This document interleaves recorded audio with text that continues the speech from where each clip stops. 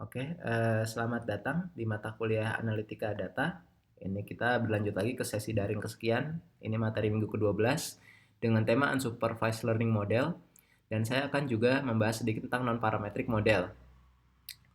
Jadi kalau kita dari kemarin belajar tentang regresi dan artificial neural network gitu ya, mereka adalah supervised learning model. Mereka data yang mereka sajikan gitu ya, akan mereka analisis itu memiliki prediktor gitu ya, atau independent variable x x x gitu ya, dan dependent variable y gitu. Dan mereka ingin memprediksi y berdasarkan nilai x, y di masa depan berdasarkan data historis y dan x di masa lalu. Kan itu seperti itu. Seperti misalnya ingin memprediksi harga saham di masa depan melihat berbagai kondisi sosioekonomik masyarakat, atau memprediksi misalnya pertumbuhan GDP suatu negara dibandingkan dengan misalnya populasi, lalu Gini Index dan macam-macam. Itu adalah contoh supervised model. Namun dalam beberapa kasus kita tidak terlalu peduli dengan prediksi. Kita hanya ingin mengenali pola data saja gitu. Kita ingin mengetahui pattern dari sebuah unstructured data. Itu adalah situasi di mana kita memerlukan unsupervised learning model. Jadi kalau dalam unsupervised learning model, kita tidak mengetahui ada hubungan antara X dan Y. Data yang kita ambil hanya sekumpulan data X aja yang akan kita clustering, akan kita proses untuk mendapat insight tanpa perlu kita memprediksi nilai Y dan X dan seterusnya gitu. Jadi memang bedanya itu kalau unsupervised learning teman-teman bisa lihat itu seperti misalnya algoritma Gojek menetapkan peak gitu ya saat hujan atau saat daerah crowded tertentu di Jakarta Pusat, itu dia menetapkan kenaikan harga di situ pakai algoritma clustering. Jadi dia tidak menggunakan supervised learning model di situ karena dia hanya melihat kondisi geografis, koordinat, latitude, longitude, di situ dia tetapkan boundary mana yang dia pick gitu, berapa persen. Jadi di situ adalah contoh unsupervised learning model. Ini ada satu ilustrasi yang saya suka ya, bagaimana sebetulnya banyak data itu misleading dan kita simple gitu ya. Dengan unsupervised learning model atau even statistika biasa aja kita bisa mendebunk data tersebut. Contohnya ini Trump sering mempost gambar yang di atas ini yang saya kotakin. Dia sering bilang bahwa silakan coba impeach saya gitu. Karena voter saya itu sangat banyak gitu. Dia bilang. Jadi yang merah itu Republican, dia vote for Donald Trump. Yang biru itu Demokrat. Dia seolah-olah bilang, ini datanya per county kan. Per county. County itu seperti kabupaten atau distrik lah di Amerika. Dia bilang bahwa ya kelihatan 99% aja gitu ya dari county itu memilih, mayoritasnya milih saya, coba aja impeach saya gitu kalau kalian bisa. Impeach itu apa ya? Seperti bahasa Indonesia saya juga kurang paham. Seperti melengsarkan presiden lah karena dianggap tidak tidak ini melanggar kode etik atau misalnya tidak melaksanakan tugas dengan baik seperti Gus Dur itu diimpeach dulu waktu di Indonesia. Nah, gambar yang di atas ini misleading karena sebetulnya dia hanya bermain luas area saja. Kita bisa ya melakukan proporsionalisasi atau apa ya? Proportionating luas area dengan jumlah orang. Jadi kemudian ada seorang analis membuat per orang ini mewakili 500.000 penduduk di Amerika. Jadi kalau ini contoh state-nya Montana, dia hanya punya sekitar 500 penduduk dan dia memang vote for Trump di sini mayoritas. Begitu juga yang lain-lain. Kita dapat lihat bahwa sebenarnya mayoritas penduduk Amerika itu terdistribusi di kota-kota di sini. California, di sini ada LA, San Francisco, lalu ada San Diego, semua di sini. Lalu di sini ada New York gitu ya, New York dan sekitarnya, Pennsylvania, New York, lalu macam-macam. Di sini New York dan di sini ada kalau tidak salah Florida. Jadi dan di sini ada Georgia, di sini ada Texas, dan di sini ada Chicago. Jadi mayoritas penduduk Amerika itu terdistribusi di kota-kota besar. Memang betul gitu yang dibilang Trump. Dari segi luas area, yang jarang penduduk di tengah-tengah ini gitu ya, Montana, North Dakota, South Dakota, mereka vote for Trump. Tapi sebetulnya populasinya tidak banyak gitu. Jadi kalau misalnya kita lihat di sini Montana dia hanya punya satu electoral college vote. South Dakota ini hanya punya satu electoral college vote. Bandingkan dengan California yang wilayahnya kecil, tapi dia punya saking padatnya penduduk ada 30 electoral vote. Makanya di sini California sangat voting power-nya sangat kuat, walaupun dia hanya segini di map-nya Trump. Jadi di sini kita hanya mengenali pola data aja kan. Kita hanya diberikan data, klaim apakah ini benar gitu ya. Pendukung Trump sangat banyak. Kita simply melakukan perhitungan dari segi populasi atau misalnya ya, jadi berapa banyak populasi per state. Ini sebetulnya the most basic form of unsupervised learning model. Kita tidak memprediksi apa-apa, kita hanya mengetahui pola data. Jadi ini contoh gampangnya.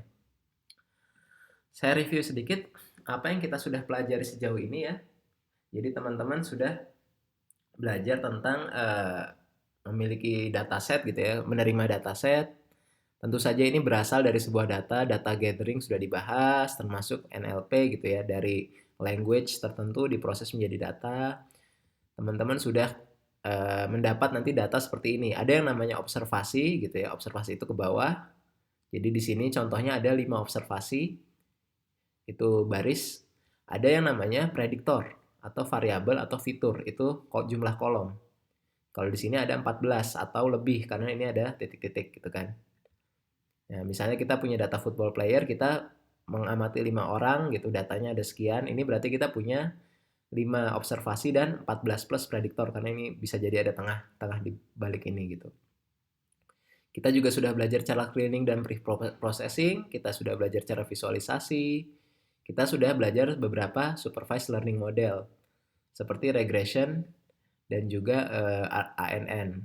Nah, jadi dari data ini kita sudah bisa menghasilkan sesuatu gitu ya. Misalnya kita mau memprediksi di sini misalnya ada gaji gitu di data titik-titik ini. Kita bisa memprediksi performa pemain terhadap bagaimana performa ini pemain gitu ya, jumlah dia passing bola, jumlah dia long passing, jumlah macam-macam, agility terhadap gajinya dia gitu. Kita bisa melakukan itu so far. Nah, apa yang harus kita lakukan selanjutnya gitu? Jadi kita pertama akan belajar tentang non-parametric model dulu. Nah, kenapa kita perlu belajar non-parametric model gitu? Kita akan bahas itu lebih lanjut. Ini source yang saya punya, bukunya ya. Introduction to Statistical Learning with Application in R. Ini bukunya untuk S1. Sangat simple, teman-teman bisa copy paste kode yang ada di buku. Jadi tidak perlu betul-betul memahami, misalnya ya mungkin perlu memahami tapi tidak perlu sampai menurunkan rumusnya atau memahami sampai bagaimana dia mendapatkan algoritma tersebut gitu. Itu tidak perlu karena kita adalah engineer, kita lebih concern tentang pemakaian aplikasi dari tools-tools matematik tersebut gitu. Dan ini sangat aplikatif. Nanti saya mungkin akan share juga bukunya. Oke, kita berangkat dulu kenapa kita perlu belajar non-parametric model. Jadi kita lihat dulu teman-teman sejauh ini itu sudah belajar regresi linear atau logistic regression, itu kebanyakan adalah fungsi-fungsi parametrik. Apa maksudnya adalah setiap teman-teman lakukan pembelajaran statistical learning atau machine learning dari fungsi-fungsi parametrik akan dihasilkan sebuah fungsi. Jadi misalnya Y sama dengan beta dikalikan X1 ditambah error. Itu kan fungsi regresi dengan satu variabel. Itu adalah fungsi parametrik. Jadi dia jumlah parameternya sudah fix, tidak tergantung dari jumlah observasi.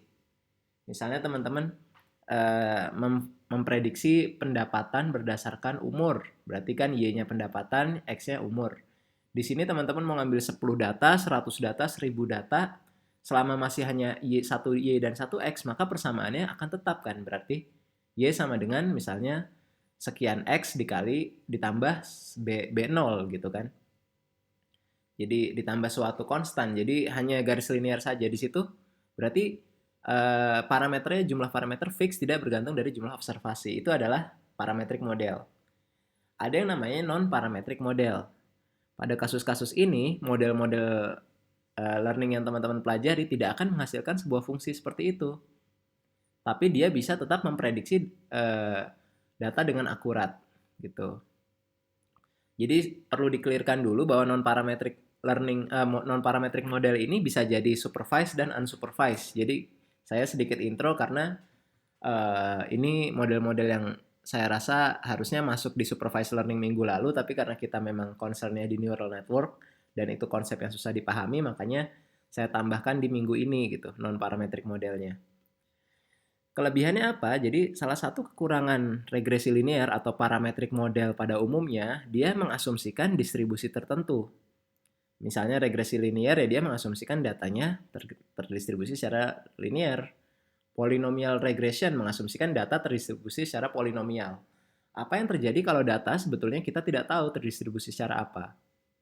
Misalnya kita punya data, ini garis hitamnya adalah true statistical distribution of the data. Di sini kita pakai k-nearest neighbor, itu adalah sebuah non-parametric tools ya.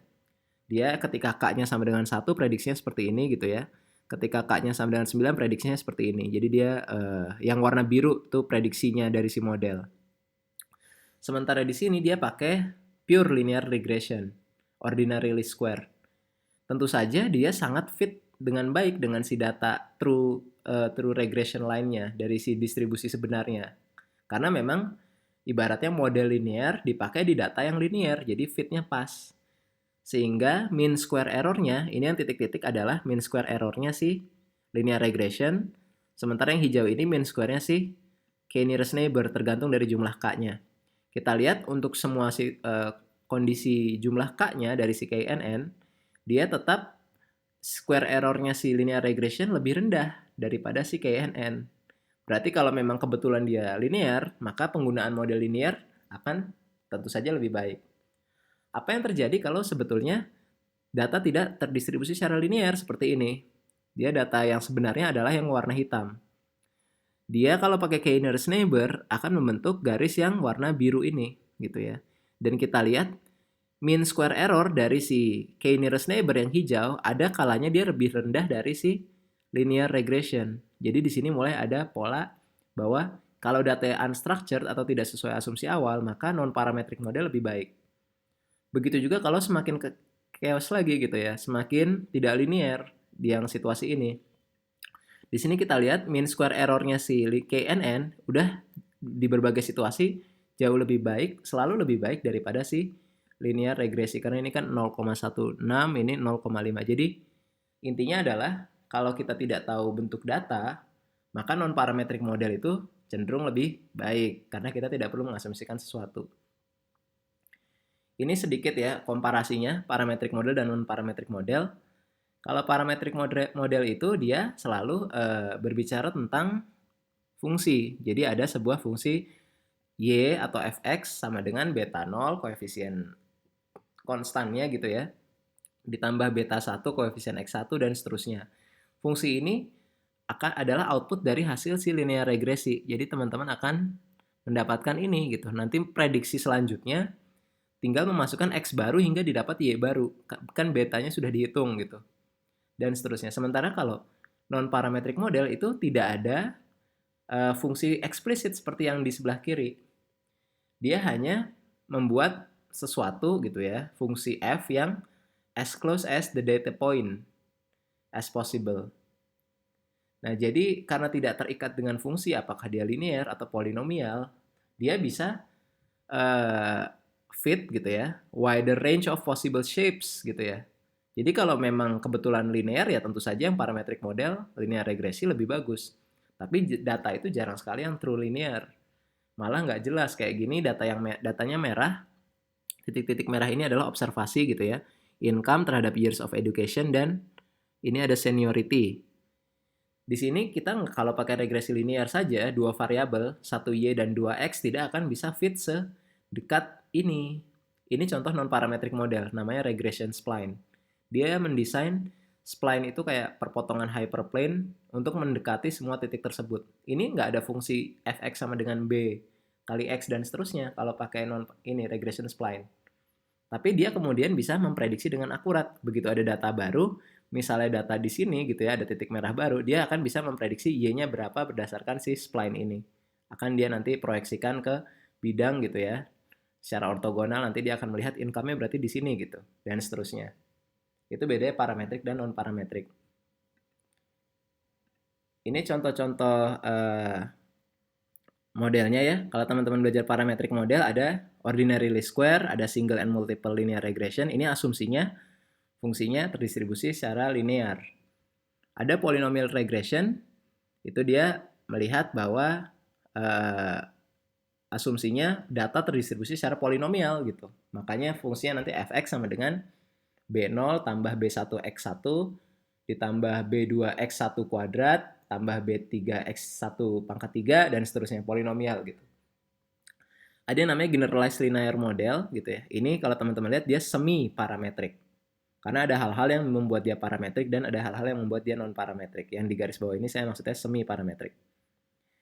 Lalu ada logistic regression, ini kita bicara tentang klasifikasi ya. Kalau ada kualitatif data gitu, dia asumsinya juga tetap ada asumsi distribusi statistika di situ.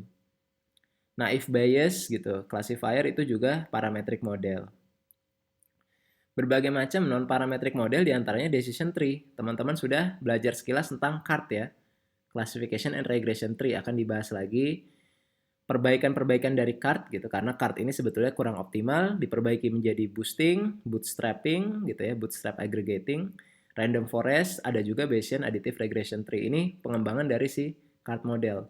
Mereka semua tidak memiliki sebuah fungsi fx sama dengan b tambah b1x1 dan seterusnya, karena mereka non-parametric model. Tapi itu bukan masalah karena mereka tetap bisa memprediksi model dengan akurat. Tadi kita lihat K-nearest neighbor juga adalah non-parametric model. Nah, support vector machine, nanti teman-teman akan belajar, dia bisa jadi parametrik, bisa jadi non-parametrik. Kalau dia pakai linear classifier, berarti dia parametrik dengan asumsi datanya linear. Tapi kalau teman-teman pakai Gaussian kernel, nanti teman-teman akan bisa lihat di belakang, dia itu non-parametrik. Artificial neural network, jelas-jelas dia non-parametrik juga, karena tidak ada fungsi Y sama dengan X. Berat dari tiap perseptronnya kan tidak dipetakan gitu kan. Dari tiap layer kita fungsinya apa kan tidak tahu, black box. Maka itu adalah non-parametric. Tentu saja ada trade-off ya. Kalau teman-teman bicara praktikal gitu, tentu saja yang parametrik lebih gampang dipahami. Kadang gitu sama orang-orang bisnis, orang finance gitu, kalau ngelihat persamaan regresi kan langsung tahu. Misalnya Y sama dengan 3x1 ditambah minus 2x2 gitu.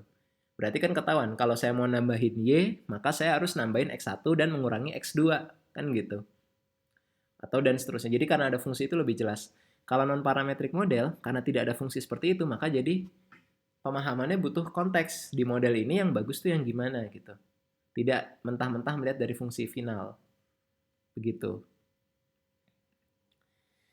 Kita langsung bahas dulu sedikit tentang decision tree ya. Jadi ini berangkat model pertama adalah yang paling basic, classification and regression tree.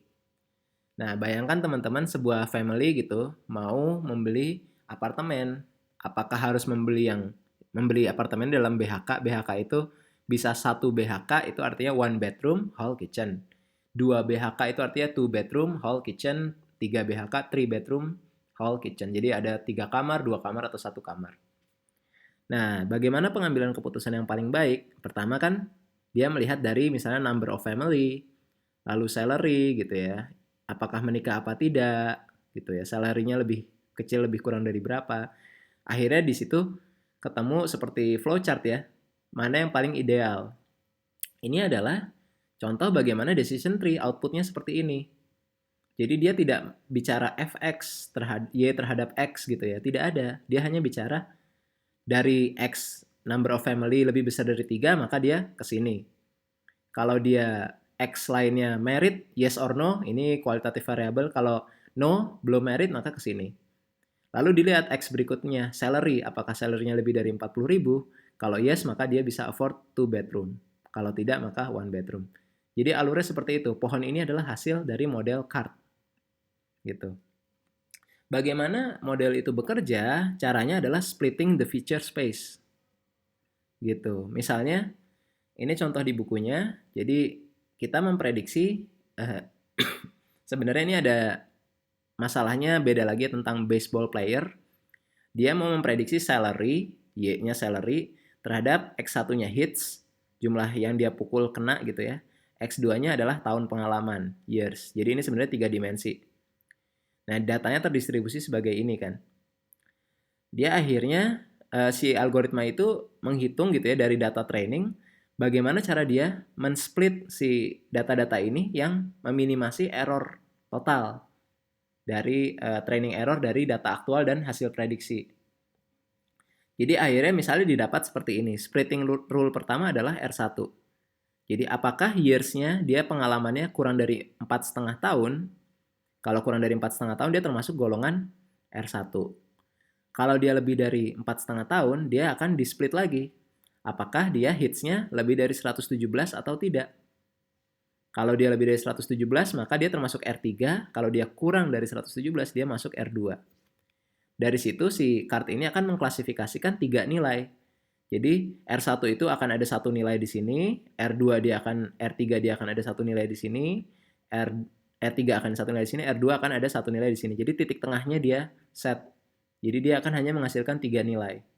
Dan ini contoh bagaimana ya akhirnya kita bisa keluar dengan data seperti ini gitu ya. Decision tree seperti ini itu dengan menggunakan card gitu. Jadi beda dengan regresi ya. Regresi kita kan memfitkan minimum gitu pakai garis linear. Kalau decision tree gitu dia hanya splitting aja. Ini jadi pohon kan bentuk pohon kan seperti yang di atas ini. Sebetulnya algoritmanya bekerja lebih seperti yang di bawah gitu ya. Dia splitting feature space. Nah, tapi kita sebagai manusia lebih gampang memahami yang di atas gitu. Ini sebenarnya dua hal yang sama gitu. Oke, next kita lihat lagi. Ada problem gitu dengan decision tree, yaitu pertama sih mereka sebetulnya bagus ya, easy to explain. Teman-teman tadi pasti melihat yang bedroom, hall, kitchen, kebayang orang mau beli rumah, dia mikir salary sudah nikah atau belum, itu sangat mudah dipahami. Dan dia juga tidak perlu membuat dummy variable kalau dia handle qualitative predictor. Kalau ada yes or no, datanya bukan data numerik.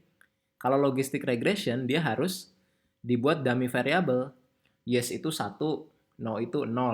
Jadi nominal gitu ya. Negara misalnya, negaranya dari mana? Amerika, Cina, atau Jepang. Amerika sama dengan 1, Jepang sama dengan 2, Cina sama dengan 3. Itu namanya dummy variable. Nah itu kalau logistic regression harus seperti itu. Tapi kalau card, dia tidak perlu handle dengan dummy variable. Makanya lebih intuitif kadang-kadang. Tapi decision tree yang sederhana itu tidak akurat gitu. Makanya akhirnya bahkan kadang-kadang kalah dengan linear regression. Makanya akhirnya decision tree itu dikembangkan lebih jauh dengan berbagai metode. Ada namanya bagging, ada namanya random forest, ada namanya boosting gitu ya. Untuk meningkatkan performa dari si decision tree. Nah ini kita nggak usah, kita belum masuk ya bagaimana teknisnya bagging and random forest nanti kita bahas. Tapi ini contoh perbandingan satu data yang sama. Garis yang titik-titik ini adalah errornya si decision tree yang biasa, yang belum dimodif. Kemudian garis yang hitam solid ini adalah errornya yang sudah di bagging. Kalau garis yang orange ini adalah error dari random forest, dari untuk data yang sama. Jadi kita lihat di sini MSI-nya gitu ya, seiring number of tree-nya meningkat. Jadi kalau saya balik sedikit lagi, number of tree ini berapa kali percabangan. Kalau dia hanya ada satu, di kiri bawah ini berarti hanya ada satu tree. Atau misalnya ada dua gitu ya. Itu nanti itu ada namanya number of trees. Sorry, sedikit ralat. Jadi kalau number of trees itu nanti saya akan di slide berikutnya. Jadi ini branch ya. Tadi kita bilang branch. Kalau decision tree itu dia hanya mengenerate satu pohon. Jadi kalau decision tree yang normal gitu, yang card itu dia hanya mengenerate satu pohon. Ini namanya satu pohon. Dia bisa bercabang-cabang menghasilkan prediksi kan gitu. Makanya di sini dia tidak bisa mengenerate number of tree lebih banyak. Jadi square errornya konstan di 0,26, 0,25 gitu. Sementara bagging dan random forest, nanti kita belajar bagaimana caranya. Mereka bisa menurunkan error itu lebih kecil. Gitu. Bahkan kalau dilihat out of bag errornya, random forest dan bagging itu jauh lebih kecil. Jadi ini sedikit teknis. Jadi intinya jangan terlalu pusing sama out of bag error sama test error. Itu nanti ada sesi lainnya lagi. Nah intinya di sini dia bisa mendapat error yang lebih kecil, bahkan 0,15 gitu ya, 0, di antara sini gitu ya. Rata-ratanya si random forest kan di sini daripada si decision tree normal. terlihat untuk data yang sama bagaimana mereka bisa menurunkan error kalau mereka memodifikasi si tree-nya gitu. Bagaimana cara memodifikasi tree tersebut? Ada yang namanya bagging dan random forest. Misalnya gini, saya jelaskan perlahan ya, kalau bagging itu, misalnya teman-teman punya 1X dan 1Y gitu, dan punya 1000 observasi, berarti 1000 data ke bawah. Daripada teman-teman membuat satu pohon, seperti di dua slide sebelumnya, untuk mengklasifikasikan 1000 observasi itu, dengan bagging teman-teman akan membagi dulu menjadi 10 subsampel masing-masing berukuran 100 gitu. Jadi subsampel dibagi-bagi.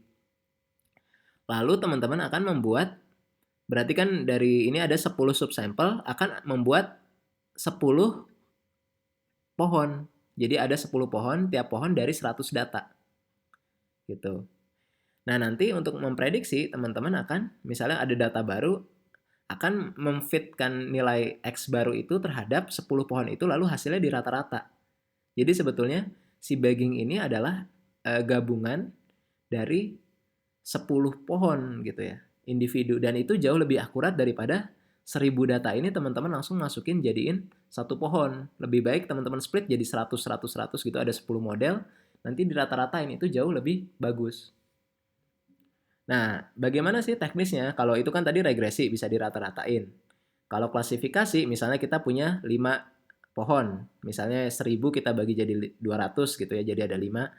Misalnya dia prediksi dari 5 itu, klasifikasi blue, red gitu. Dia mengambil mayoritas, maka kita akan memprediksi itu sebagai blue. Makanya di sini kita sebaiknya ganjil bilangannya, karena ada, kalau klasifikasi dia ada majority rule-nya kan. Ini contohnya bagging. Jadi kalau teman-teman punya 1000 observasi itu dibagi-bagi menjadi subsampel, 1000 sampel dibagi jadi 10 subsampel masing-masing 100, lalu tiap subsampel difitkan menjadi satu pohonnya sendiri. Nah, sekarang bagaimana dengan random forest? Jadi problemnya dengan tree dan even bagging adalah mereka punya high correlation. Gimana maksudnya? Jadi di sini teman-teman generate 10 model. 10 model. Korelasi antara model 1, model 2, sampai model 10 itu biasanya sangat tinggi. Dan itu jadi membuat adanya confounding effect. Jadi tidak ada value added di situ dari satu pohon dengan pohon yang lain karena korelasinya tinggi. Memang sih akurasi meningkat tapi korelasi tetap tinggi kan. Karena kenapa? Karena kalau di card gitu ya, mereka melihat, ini yang basic, mereka melihat seluruh data membuat satu pohon. Kalau bagging, dia membagi-bagi jumlah observasi. Nah, kalau random forest, dia membagi dengan jumlah observasi gitu ya. Dia ya membagi dari jumlah observasinya seperti bagging, dan juga membagi dari jumlah X-nya. Misalnya teman-teman punya Y dan diprediksi terhadap 2X gitu, X1 dan X2. Maka random forest akan membuat misalnya 10 model, 5 model pertama hanya include X1, 5 model kedua hanya include X2 gitu. Jadi dia membatasi dari fiturnya, dari prediktornya. Dia membagi sama seperti yang di kiri ini, tapi juga dibatasi X-nya juga di split. Gitu. Ya, ini saya reiterasi lagi ya, kalau bagging itu dia hanya melimit observasinya saja, sementara pada random forest dia melimit gitu ya, per submodel, subsampel itu dia limit observasi dan prediktornya. Dan ini jatuhnya, kemudian dirata-ratakan, jatuhnya lebih akurat bahkan daripada bagging. Makanya si random forest ini dia mengenerate banyak tree-tree yang kecil. Akhirnya karena dia observasinya sedikit dan prediktornya juga di subset juga, di sampel juga, tidak semua prediktor di-include ke tiap model, maka ukuran tree-nya jadi kecil-kecil, menjadi ensemble gitu. Jadi seperti kerumunan pohon-pohon kecil. Makanya akhirnya dibilang algoritmanya random forest. Nanti akan saya buatkan tutorial ya, cara codingnya. Intinya seperti itu. Next kita lihat ada namanya support vector machine. Ini dikembangkan oleh matematikawan Rusia namanya Vapnik ya. Saya pernah cerita mungkin di kelas tahun 20-an apa ya, 40-an apa 50-an awal ya kalau nggak salah, udah lama, dan algoritmanya nggak booming, baru akhirnya dikembangkan oleh Corina Cortez. Dia head of Google Office di New York. Dia mendesain si support vector machine ini, baru habis itu booming, banyak dipakai. Bahkan untuk search engine Google, beberapa klasifikasinya Google Image itu dia pakai ini. Apa sih yang disebut support vector machine? Misalnya, kita mau memisahkan di gambar satu ya, si titik merah dengan titik biru. Bagaimana cara kita memisahkan? Ada beberapa cara. Si support vector machine ini bisa dengan linear classifier seperti yang dua ini. Dia membagi dua, walaupun garis linearnya seperti ini ya. Jadi misalnya sisi sebelah sini adalah biru, sisi sebelah sini adalah merah. Berarti kalau ada merah yang di sisi biru seperti ini, dan kalau ada biru yang di sisi merah seperti ini gitu ya, yang merah di arsir ini adalah prediksinya dia, maka ini adalah misclassification error. Jadi adalah error karena harusnya kan semua yang biru ya biru, semua yang merah yang merah. Ini contoh pakai linear classifier. Nah, jadi memang tidak ideal ya, karena kita tidak bisa membangun satu garis. Mungkin bisa kalau kita balik arah gradiennya gitu. Tapi seringkali banyak kasus merah dan biru ini inseparable gitu. Gitu.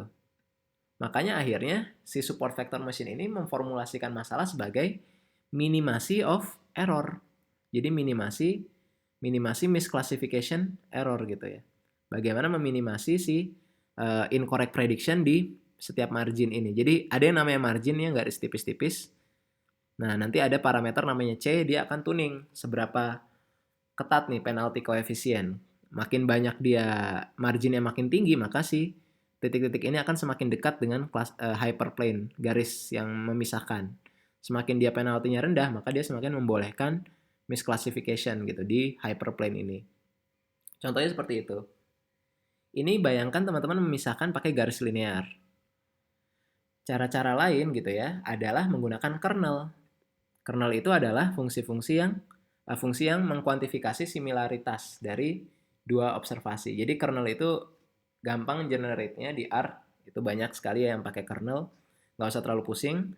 Intinya adalah teman-teman bisa membuat polinomial kernel gitu ya, seperti di gambar 3 ini gitu. Jadi dia garisnya sudah tidak lurus karena dia polinomial ya. Dan bisa juga radial kernel seperti yang nomor 4. Dapat di sini dilihat, kalau dari visual sih paling enak radial kernel ya. Dia paling bisa mengklasifikasi dengan benar. Jadi ibaratnya yang merah, yang diarsir merah kan benar-benar yang di tengah sini. Yang error hanya di sini nih, sedikit dua ini saja. Makanya di sini support vector machine dengan radial kernel itu biasanya lebih akurat. Ini dapat dilihat juga dengan false positive dan rate-nya. Jadi ini dari classification error.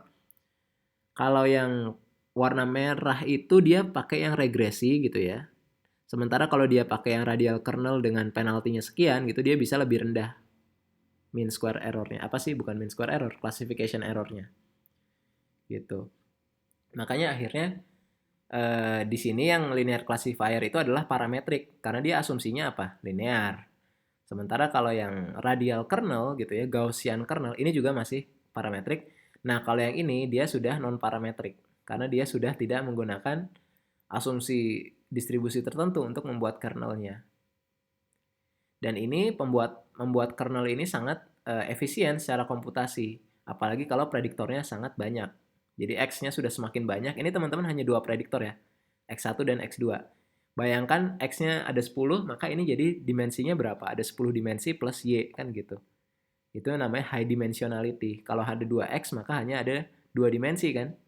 Tapi kalau X-nya ada 1, ya 1 dimensi. Kalau X-nya ada 10, berarti ya 10 dimensi kan gitu. Kernel ini komputasinya jauh lebih cepat daripada classifier kalau dia dimensinya semakin tinggi. Oke, gitu dulu kalau untuk si untuk si non parametric function.